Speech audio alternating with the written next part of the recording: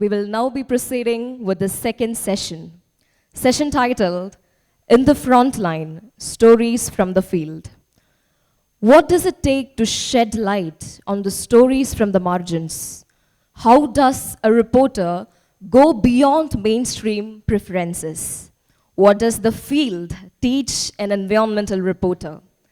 Join renowned journalist and editor Priti David and senior writer Ms. Arathi Menon as they talk about their experiences and adventures from the field with journalist and literary critic Mr. Chintan Girish Modi.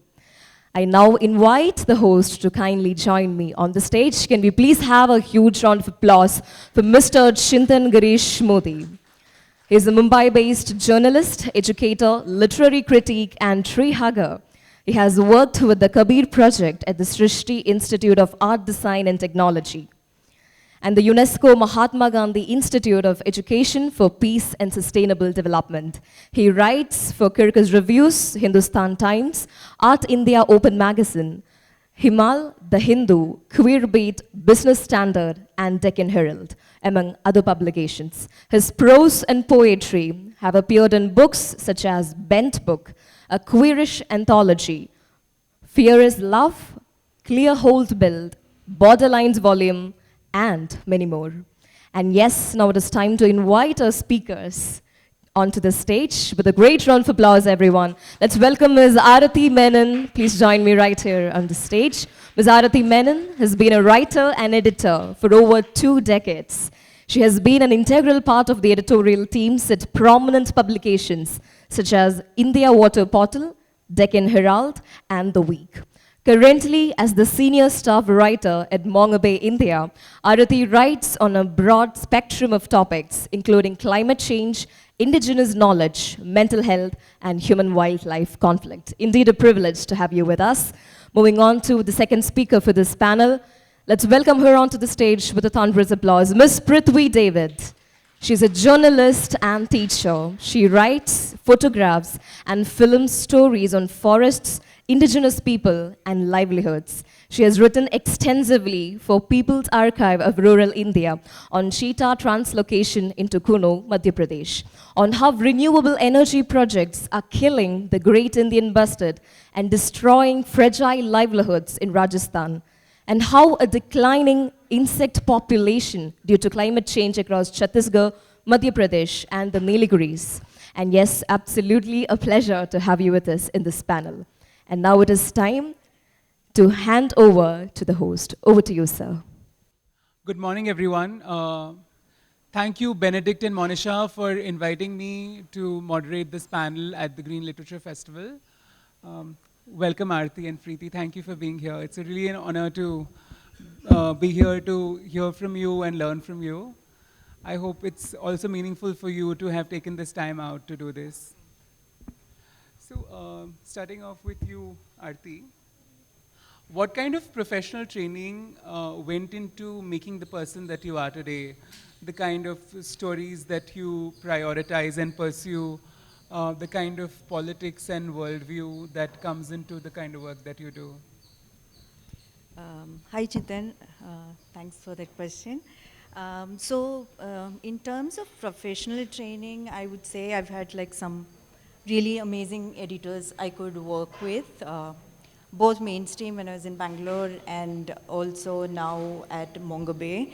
But I would say Mongabay like really gave me that space to do, to write on stories that I care about and I really enjoy doing, which is like wildlife and communities.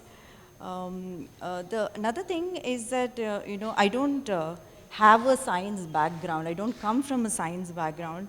But most of the stories that I do now are very science-based.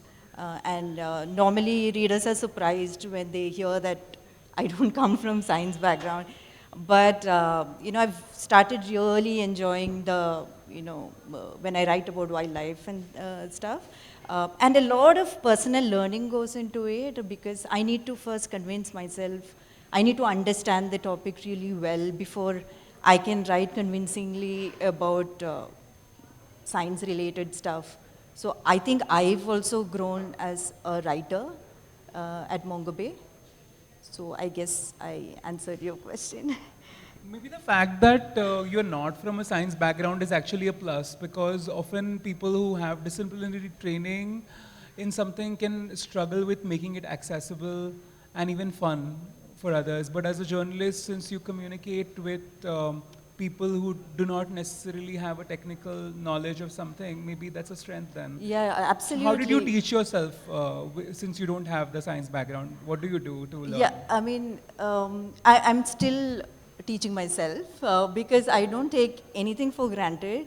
Every word I try to understand. I have a lot of conversation with researchers, and I don't shy away from asking the most basic question, because I feel like if I don't understand the topic, then I'm not able to explain it fully, convincingly to the readers. So it's actually, I mean, if somebody finds my writing to be easy to understand or joyful, that's because I am experiencing that myself while I'm writing it. And when you don't know about a topic, do you usually go to a person or would you go to AI as well? A person always. I'm not against using AI, but if I have like a very smart researcher accessible, why would I turn to AI? So over a period of time, I've also developed good contacts, people I can reach out to, and I also like to maintain that connection and not go into AI completely. So right now, it's always people. Thank you so much. Preeti, same question to you. What kind of professional training went into shaping the person that you are today, your politics, your worldview? Thanks, Chintan. So I began my career as a business journalist. In fact, Benedict and I started our lives together in the Economic Times.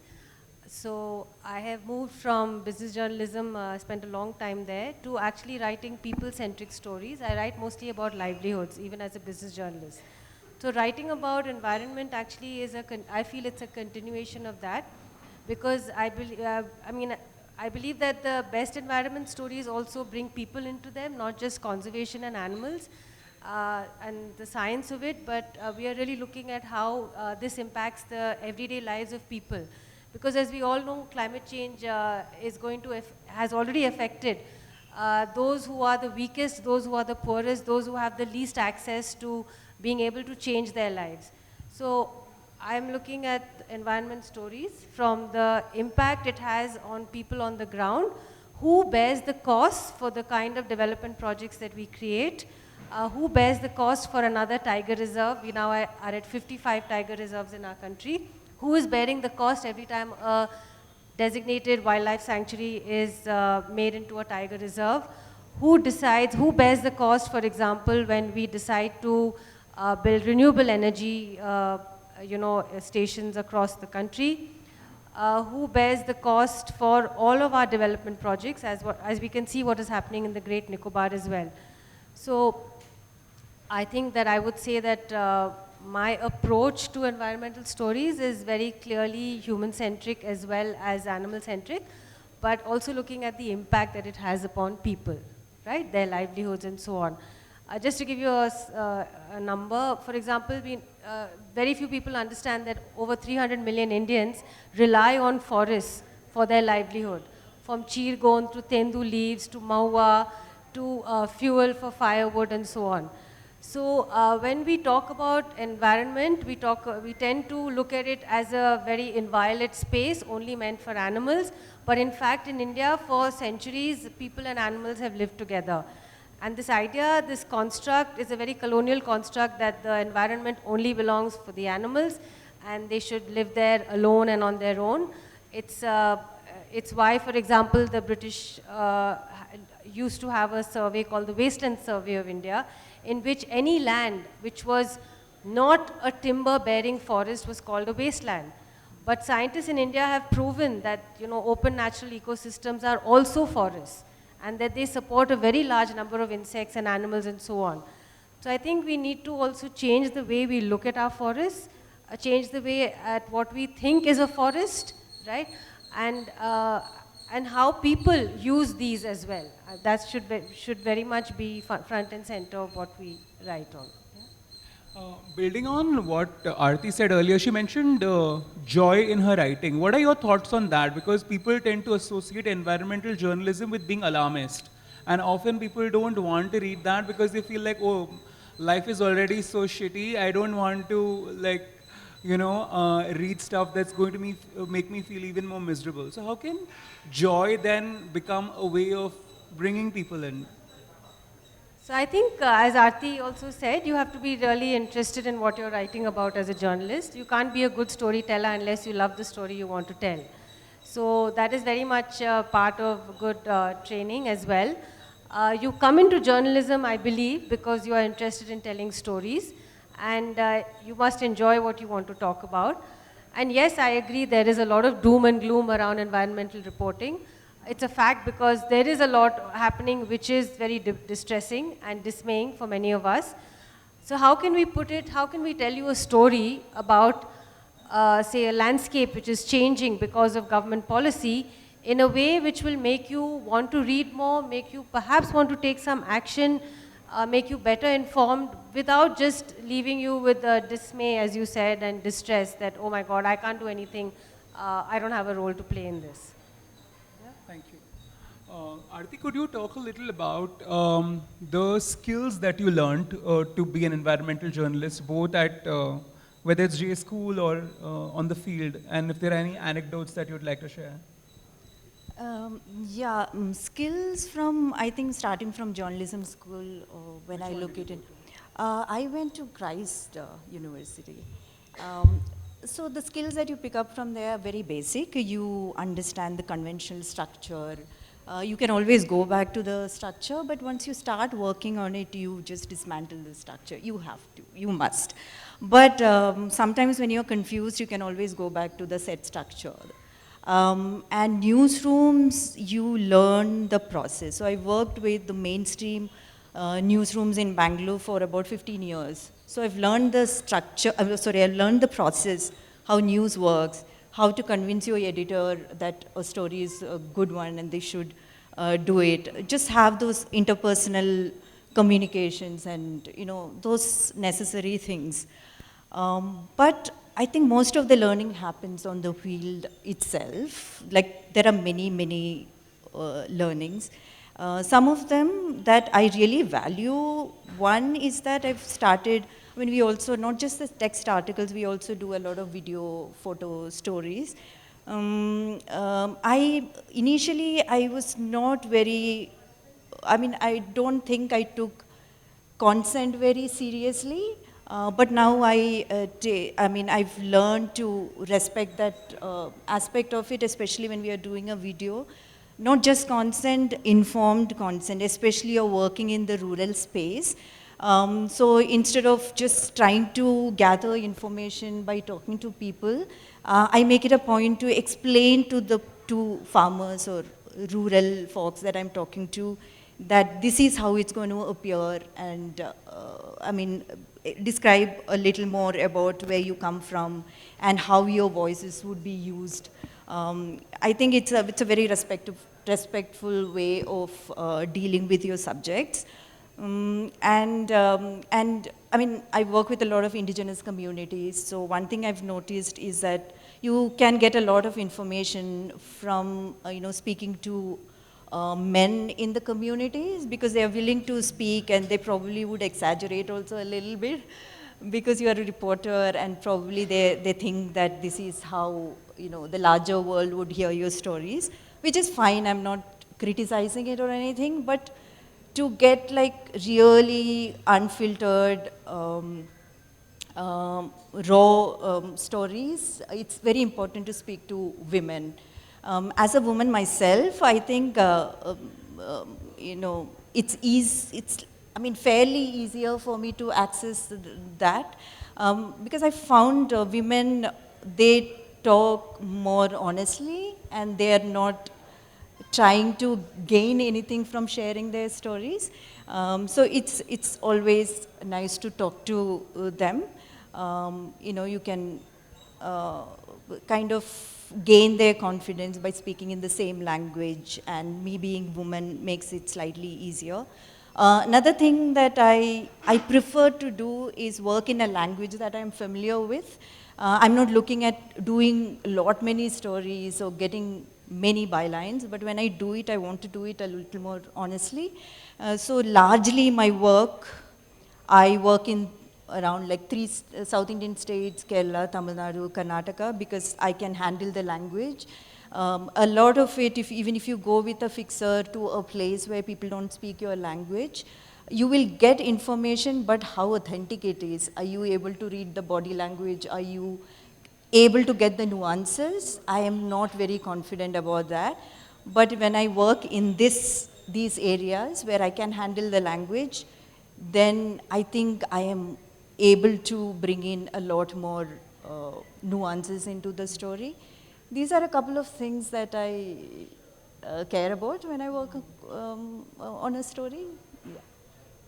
You use the term fixer. May I request you to share what it means for people who might not be familiar with it? Also, you spoke about consent, right? Could you give an example of when you were seeking consent, and you know, whether it was like signing release forms, or like how did you do it? Like what are the technicalities and pragmatics of seeking consent? If you couldn't share that, because there might be people here who want to become environmental journalists and they could benefit from that. Okay, fixer is a person who would help you with, you're going to a place where you are not very familiar with. So if I'm reporting from a place like maybe Odisha, I'm not familiar with the language, so you get a local person to help you with language and other aspects.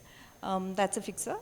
In terms of consent, ideally you should have a form, but you're going to a place where people can't read English. So in my case, it's verbal. Or if I'm going with, sometimes I try to find somebody who is kind of a leader in that community, and I can explain to that person and he can explain to the rest of them what I'm actually trying to do, where they're going to appear, what could possibly be the repercussions. That's also important to explain to them. You might lose a couple of case studies while doing that, but that's okay, I feel. And if there's an expectation of compensation for sharing their expertise or input, what do you do with that? Yeah, there is always, but then I explained to them that, this is what we do, and no compensation as such, yeah. Thank you. Priti, same questions to you as well. Would you like me to repeat any of that? No, I think, I think I'll take this question from the view of how editors look at stories which come in, since Aarti's mentioned the reporter's way of looking at it also. As an editor who receives many freelance stories and so on, one of the things, for example, for consent, is that, for example, if I have a quote in the story which says that, I go into the forest every day and I collect firewood for fuel for my family, and I'm going into the core area, but I have to make sure I dodge the forest guards, otherwise I'll get caught. Now, if I was to allow this quote to go through in the story, I would have to make sure that the person who's being quoted, their name has been changed, because otherwise tomorrow that person will be in jail when the story is printed. So I might have that person's consent. They said, yes, you can write my name, but as a responsible journalist, it is up to me to know what are the consequences of such a quote and how inflammable it can be. So while consent, written, verbal, recorded, and so on, works in an urban environment among educated people, we have found in rural reporting at the People's Archive of Rural India that we need to be the people taking that call, and we need to be as responsible about it as possible. Similarly, we often get stories in which, for example, I just saw this wonderful presentation on Ladakh. So we had a story about rainfall in Ladakh, in which a journalist had sent in a story, and he quoted a newspaper which quoted a study which no one could find.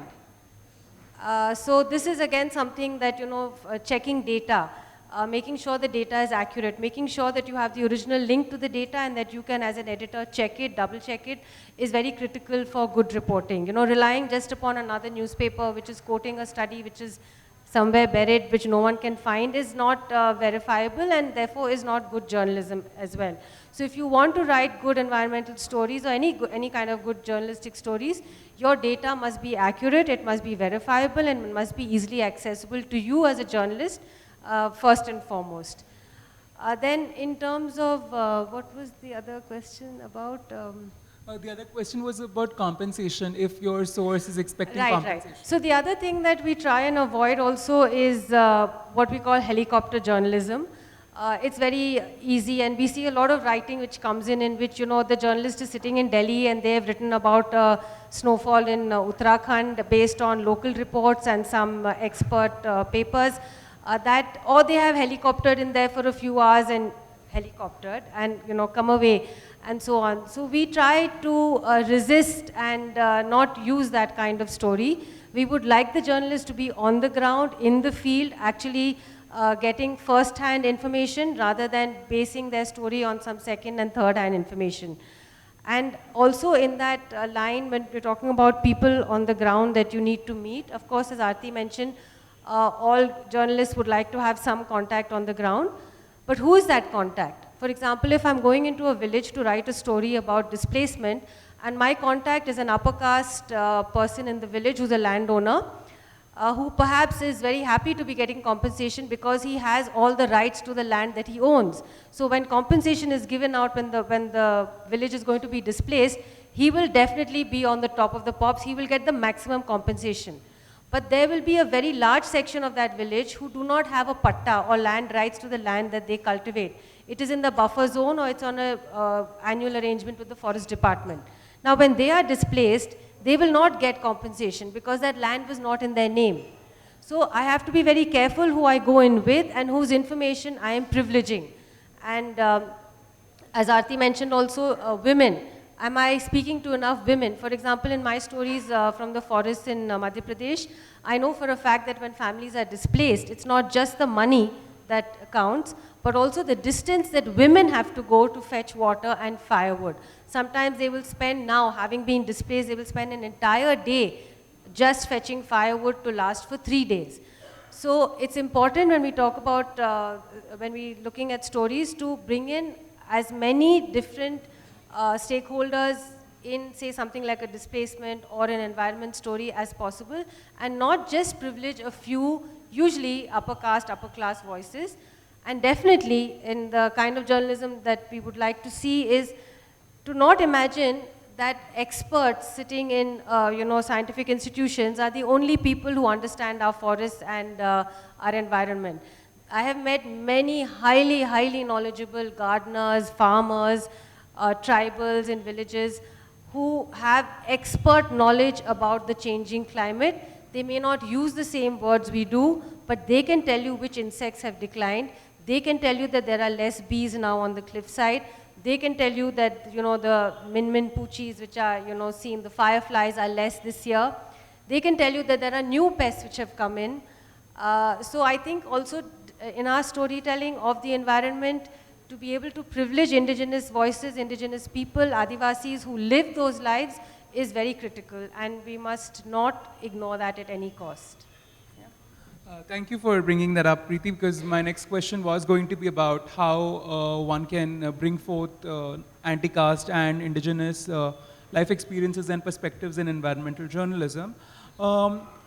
Would you say that part of it is also related to hiring decisions in newsrooms? Like, for example, if you look at the composition of the team that works with PARI, do you find that a lot of people themselves come from these communities, which is why they have access to these stories? Or is it some kind of sensitivity training that goes into, working with the people who contribute to you regularly? It's daily work. It's daily work for us as editors. It's daily work for us as reporters.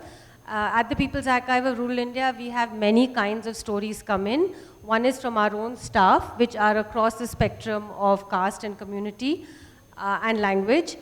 We also invite stories from people on the ground. We have a very beautiful story coming up written in Melghat Tiger Reserve by Adivasi people.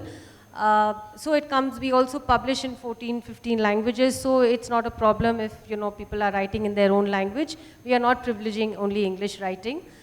So in our in our newsroom, I would say, because we are very sensitive to language, we are sensitive to who is writing the story, whose story are we telling, and who's telling the story. These are some of the things that we try and, broad base as much as possible.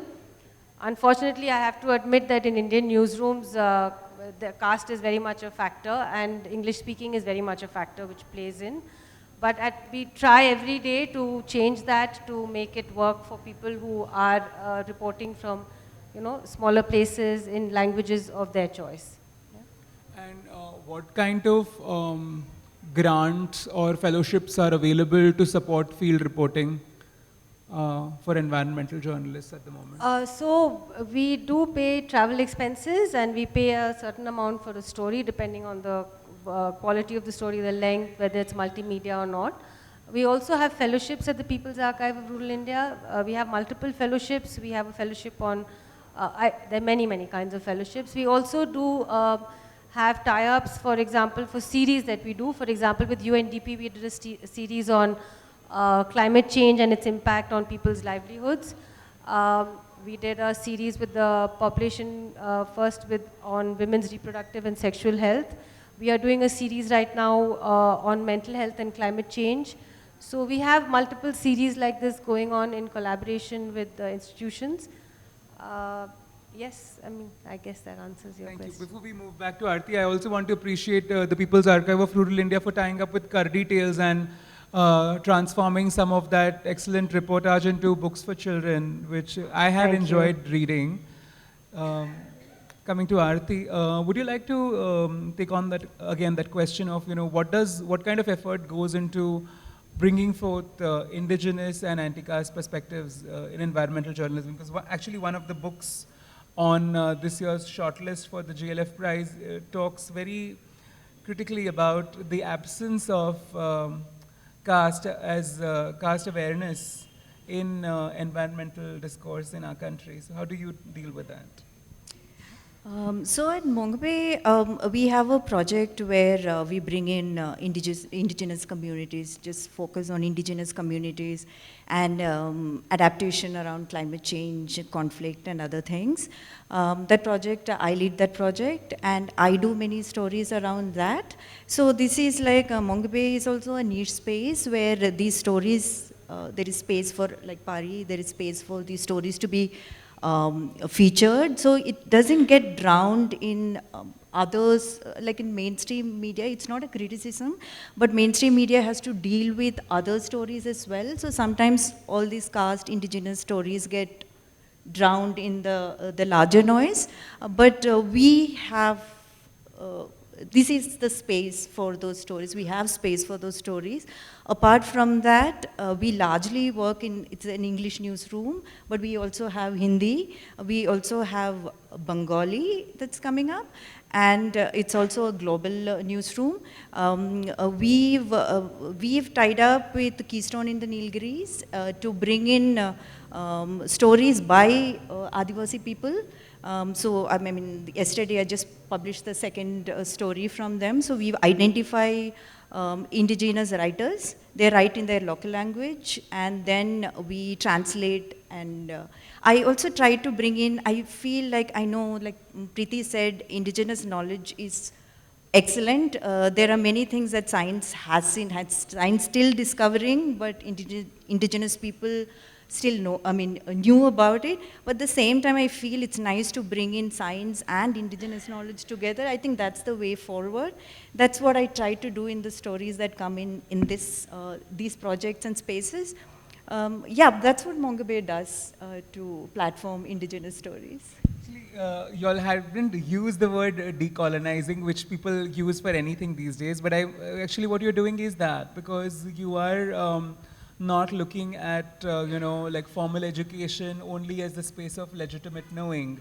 So that's great. And I wanted to ask you, how do you see yourself, Arathi, in relation to the work that environmental journalists and mainstream media houses are doing? And this is not so much only about the content and perspective, but also about media ownership, because often people who are owning those spaces are the ones who are committing the environmental crimes. So how do you, make sense of your place in this kind of professional world? So Mongabay started as a single person's interest in natural world, and it has become a big newsroom. We have the global one is in the US, then we have bureaus across the world, like the India Bureau. India Bureau also has Hindi, then LATAM, Indonesia. So I am like kind of uh, away from the mainstream newsrooms that you're talking about, but I agree that that's the reality. How you feature these stories, like I said, these are niche spaces where you can write about, you can have conversations about these things very freely. But mainstream, and I interact with mainstream journalists a lot, and I know the constraints that come with it. And so they say that it's very difficult to convince the editors that this story is important. I mean, now things are changing a little bit because climate change is something that people cannot ignore. It's impacting every aspect of your life. Maybe there are more constraints when they want to pitch a story on indigenous lives. But then I really don't know what to do about it when it comes to mainstream media. But maybe they can start writing for organizations like us if they have a good story idea. And also, I mean, by constraints, I'm not really sure if you're referring to the political climate as well. Yes, of course. Yeah, for us, how we address it is that, yeah, which is true. I mean, I get asked this question very often, that how do we function in this political environment. I find it, I mean, it's nice that people are recognizing it, that the media is under severe constraint to tell some of these stories. But I don't think, I'm pretty sure that Mongabay has not shied away from reporting any story, but how you report is also, how we report is also quite different from what you see as journalism now.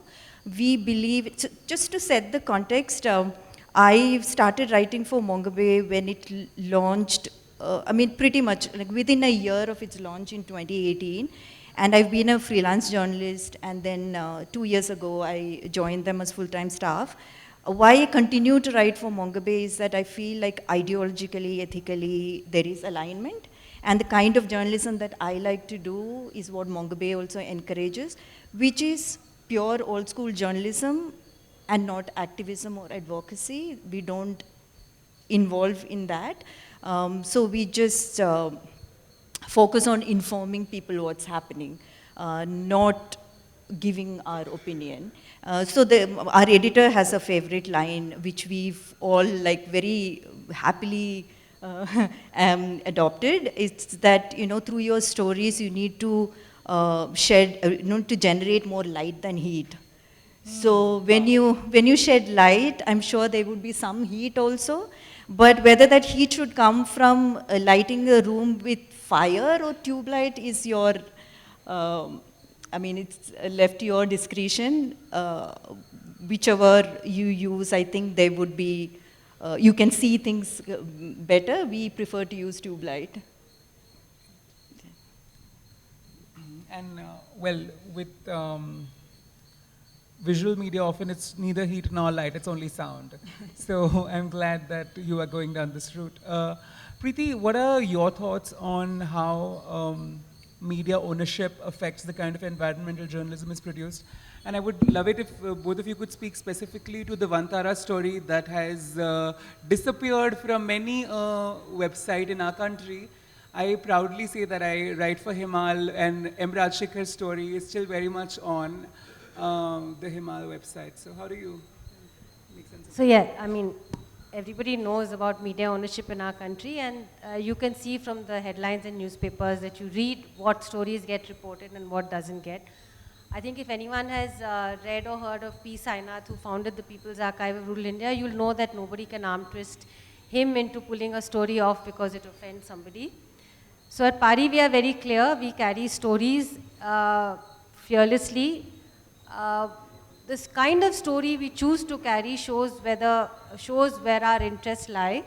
So in that way, we are not activists, But in choosing a particular story, we are generally drawing attention to something which we feel needs to be mentioned, needs to get a better coverage.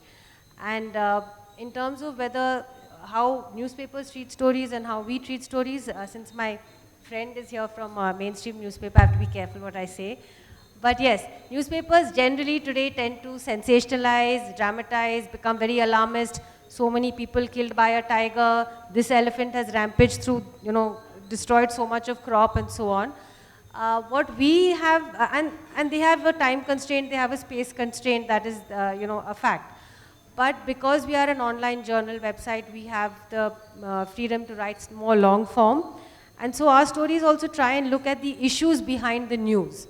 So if an elephant has rampaged through somebody's field, definitely it's a tragedy for the farmer, but I think we also would like to know why is the elephant there in that field in the first place, and try and dial back a little bit and connect the dots backwards as to, has the forest shrunk, is the forest shrinking? And to give you a small example, today's India State of Forest report, the last few state of ISFRI, if you read them, the goalposts have shifted. So when we say that India's forest cover is at 23% or 21% and we've added so much forest, we forget that now plantations are also marked as forests. We forget that even medians and roundabouts in cities are marked as a forest.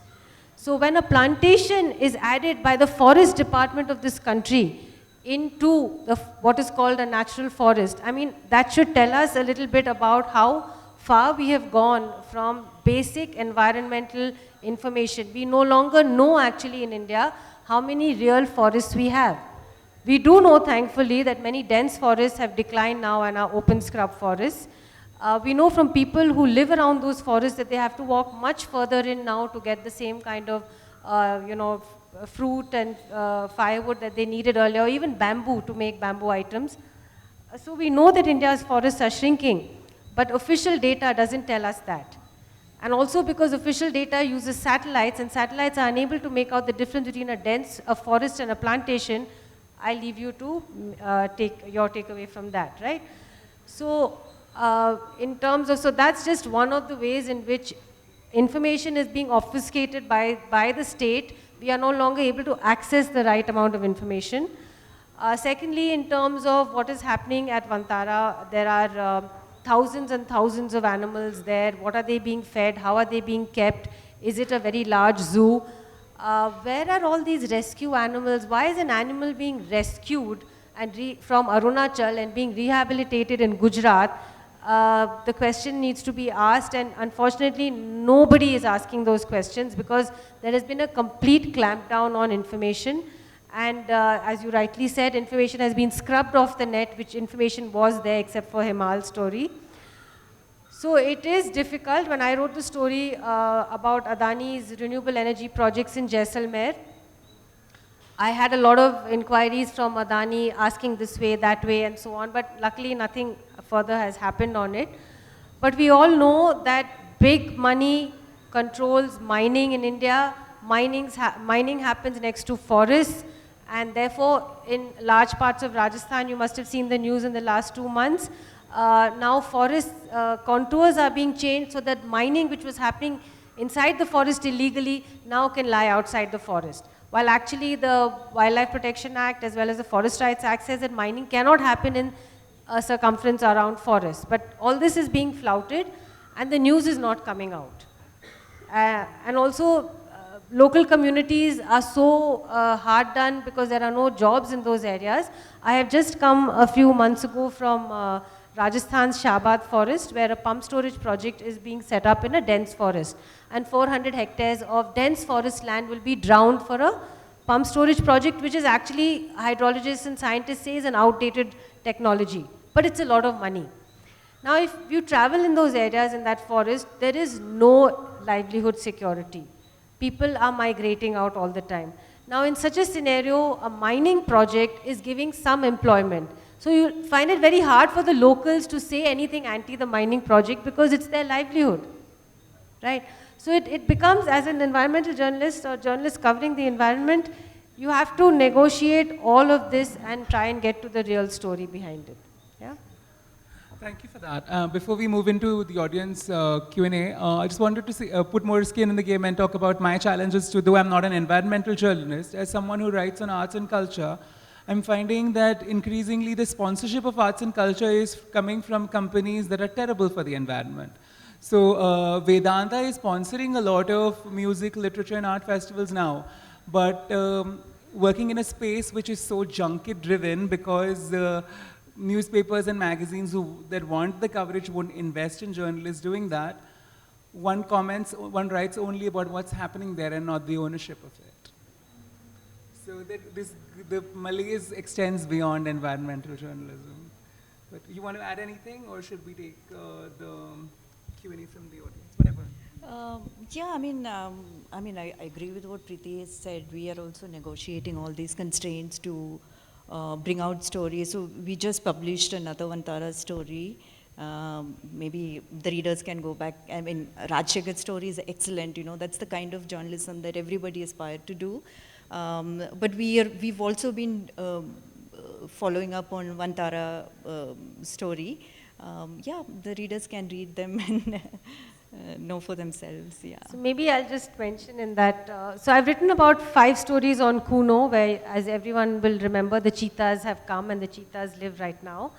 I urge you to read it, not because I've written it, but to understand the whole idea of why cheetahs were brought to India, who wanted to bring them, what purpose do they serve or not serve. Is it really fair that we have spent so much money on importing cheetahs from Africa when our own endangered species are languishing for lack of funds? Why have we turned what was a national park in which many families lived, 16,000 families lived, now is a cheetah safari park? So we have changed the access that ordinary everyday people had, indigenous people had to the forest, is now only available to people like you and me who can pay 700 rupees for a cheetah safari. So I think it's important that we consider some of these questions when we also read environmental stories, ask ourselves about cheetahs. Wow, it's so fantastic. They look really cute and they're here and, you know, we're taking, India is managing them. But really, is this what we needed? And why have they come? Thank you so much, Priti and Arathi. May we have questions from the audience? We could send out one mic there. Would you like to raise your hands if you have a question? Hi, Chintan. I'm so sorry to interrupt. There's a general reminder. There's a workshop going on in the Sambake village. The Green Literature Festival for the students is happening currently in the Sambake village. And thank you, Chintan. Over to the Q&A session. Do we have any questions? Well, to begin with, I do have one. Can I? May I? Sure. Okay. This is specifically directed to Arathi. So in scenarios, so my question is, how do we as journalists ensure justice to the case studies where only limited data is available to cross-check? Justice to the case studies. Can you be a little... You mean a case study turned into a story? Yes, yes. Oh, with limited data. So you mean to say stats like numbers and things like that. See, a story is built on multiple case studies. And if there is, like for example, the indigenous stories that we are doing, it is really difficult to get proper data. So we rely a lot on, lived experience as very reliable information to tell that story. Nilgiris is still better where I work, where my work is usually concentrated because it's a lot of study that has been done from the Nilgiris. So I get quite a bit of data from there. From other places, maybe it is difficult. Data backs a story for sure, but in cases where we don't have enough data, I think we just go ahead with the experience of people living there. Isn't that so, Priti? Yeah. So there's 2 kinds of facts. We say there is anecdotal fact and there is actual data fact. So we try and privilege both. But if it is a very small sample size, I would hesitate to put it out as a fact that 30% of tribals living in and around this sanctuary are unable to access the forest. How many people are actually being interviewed in that survey? So I think that's good journalism, requires you to be circumspect about all data. Another thing, we used to rely a lot on census data before, but the last census now available is from 2011. It's not reliable anymore. But we still use it, say that 2011 census data says this, but from the local authorities, this is what we've got. So, I mean, anyway, local authority information is more reliable. So these are the things that we use. Do we have any other questions? Yeah, Rohan. Could you pass the mic to Rohan, please? Thanks. Preeti, you spoke of helicopter journalism. I'm a helicopter cartoonist. I often rely on reports that you and Arathi and people like you bring out with so much hard work and dedication put into it, so that I can reference it in my cartoons, because I don't have the privilege of traveling to each of these places. Right. But I'd like to know of your opinion about the ethics of my kind of work. And you know, there are other people who may be attempting to do cartoons based on similar reports. So, because of my involvement with Mongabay, I do have knowledge and access to your work, but other people may not really be aware of the right sources. Some may be referencing Op India or Swarajya in creative work or depictions. So, what do you have to say about that? How does a No, thank you. That's a great question. Yeah. Thank you for bringing it Thanks. up. So, see, photos, you can't lie. You have to be on the ground to take a photo, right? But illustration, I feel, is one step removed in any case. And illustration is very useful. We use it all the time at the People's Archive of Rural India, because there are sometimes in which the photos are not great, and sometimes in which photos can be problematic because they are showing, we don't want to, show more than necessary, right? But even in illustration, we have worked with many illustrators, and sometimes, for example, it is up to the reporter and the illustrator to work together. For example, if you are illustrating a story from Madhya Pradesh or let's say from Rajasthan, and you have depicted women in your illustration, I as a reporter might show you the photos, and illustrators will work also based on the photos of what do women in Rajasthan wear. So I'm hopefully not putting that woman in a village in Rajasthan in a, Chettinar sari, right? So I'm just giving you a very silly example, but you'll be surprised at how important it is for us to get these details right. And if it means that we work very closely together with the illustrator, then that's how we do work. And yes, of course, as you rightly said, it is our responsibility, the people writing the story, to make sure that the illustration, just like our photographs, is accurate, and it also is, what should I say, it actually tells the story, right? Did I answer your question? Yeah. They flashed a timeout sign at us. So thank you, Preeti and Arathi, for being here, for sharing all your wisdom, experience, and insight. And I feel fortunate that I got to moderate this. Thank you so much. Thank you. Thank you. Thank you so much. I request our speakers. Can we have a picture with our panel? Because I want to remember please. this. We would love to freeze this moment. Do you have a photographer who's doing this? Yes, we do have one. And I take this moment to request Ms. Sujata Padmanabhan to kindly join me on the stage to present our speakers and the host with a token of appreciation on behalf of the GLF Festival. And yes, they deserve a huge round of applause for this exciting session.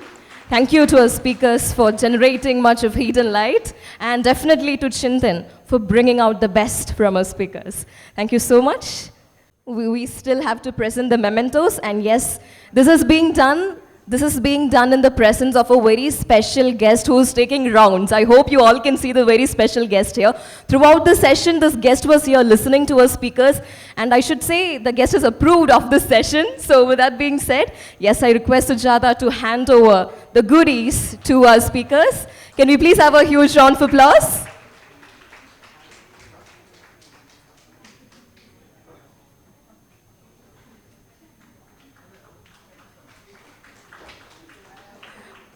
Once again, thank you so much. Thank you, Sujata. Thank you, Arathi, Preeti, and Chintan.